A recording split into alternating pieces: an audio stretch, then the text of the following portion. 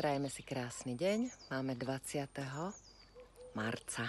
Najkrajší deň nášho života. Prvý jarný. Počujete tie vtáčiky? Začala nám ofiko jar. Hurá, hurá. Už pôjdeme len do tepla. A už budeme pociťovať len viac a viac energie. Dúfam. Možno to chce trošku detox. Ja teda som dnes ráno vstala a cítila som na sebe, že Miriam, nasaď si nejakú detox kúru. Je čas, aby sa ešte viac rozprúdila životná sila, miazga v tele. Tak ako v stromoch sa rozprúďuje miazga. Milí moji, dnes sa na mnohých miestach konajú oslavy jarnej rovnodennosti, oslavy jary. Včera sme na číslohraní hovorili s Dankou, že v Polerieke, ak ste poblíž Martina, alebo tak na dostrel, tak o 16. na lúke v Polerieke Janka, Sofia s Dankou vítajú jar. Môžete sa pripojiť, je to zdarma. Ak chcete, môžete doniesť niečo na stôl hojnosti, ale hlavne prísť a užiť si to. A pokiaľ to máte ďaleko, tak si kľudne urobte podvečer ohník a privítajte jar. Urobte si jarný obrad, aby nastal obrad. Aj my si urobíme.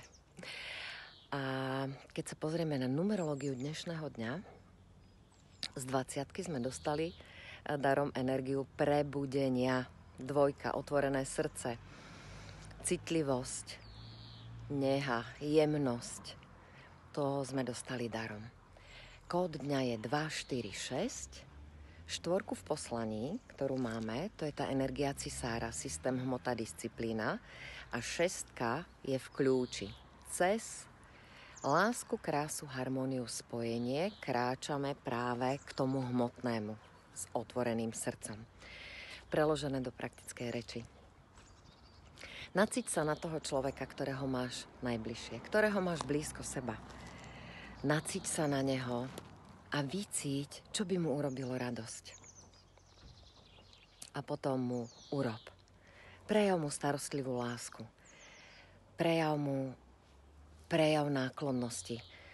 Či už urobíš kolegyni v práci kávičku, alebo šuchneš manželovi nejaký lístoček s láskyplným odkazom, alebo urobíš nejaké jedlo, ktoré bude v tvare srdiečka alebo nejakej postavičky svojim deťom. Tu sa už medze kreativite nekladú, ale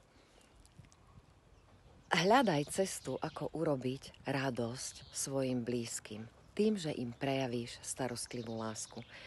Všetko, čo vyšleš, sa ti znásobené vráti späť. Či už od toho človeka, alebo od niekoho iného.